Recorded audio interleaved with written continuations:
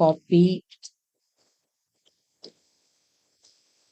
hyphen force done.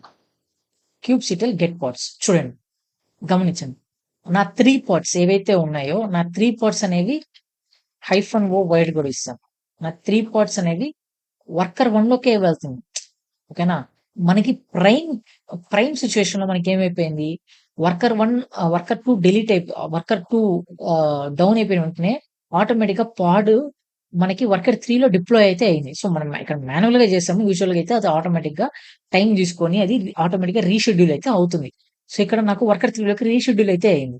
So నేను ఈ ఇంజినెక్స్ గురించి మాట్లాడేటప్పుడు ఆటోమేటిక్ గా అది స్టిల్ ఇంకా వర్కర్ 1 కోసమే వెతుకుతుంది. వర్కర్ 1 అనే పాడ్ నాకు దొరకలేదు, సో అందుకని నేను నా పాడ్ ని డిప్లాయ్ చేయలేకపోతున్నాను అని చెప్తుంది.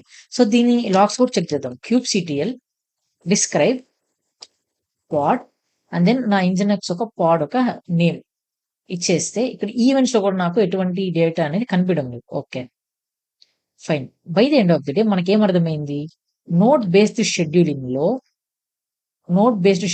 లో ఎప్పుడే గానీ ఒక నోడ్ నేమ్ ఇచ్చేస్తే ఆటోమేటిక్ గా ఆ నోడ్ నేమ్ కే అది నా పాడ్స్ అనేవి టార్గెట్ అవుతాయి. ఒకవేళ ఆ particular node or particular worker down అయితే నా పాడ్స్ అనేవి ఏ స్టేజ్ లోకి వెళ్ళిపోతాయి, పెండింగ్ స్టేట్ లోకి అయితే వెళ్ళిపోతాయి. ఓకేనా? డిఫాల్ట్ అయితే అలా కాదు.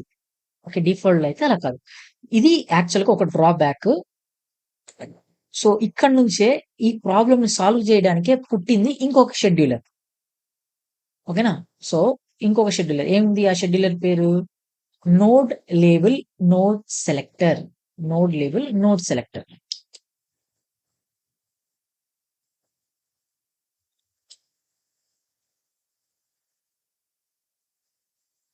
ఓకే, ఈ నోడ్ లేబుల్ నోడ్ సెలెక్టర్ ఏం చేస్తామంటే సేమ్ మళ్ళీ మనం అదే ఎగ్జాంపుల్ తీసుకుందాం. నా దగ్గర ఒక మాస్టర్ ఉంది, ఆ మాస్టర్ కి 3 వర్కర్స్ అయితే ఉన్నాయి. So M1 worker 1 worker 2 worker 3.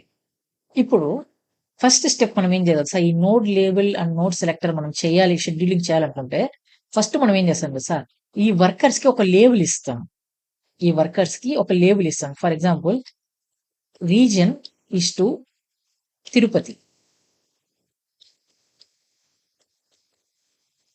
Reason నేనేమి ఇచ్చాను, తిరుపతి ఇచ్చాను.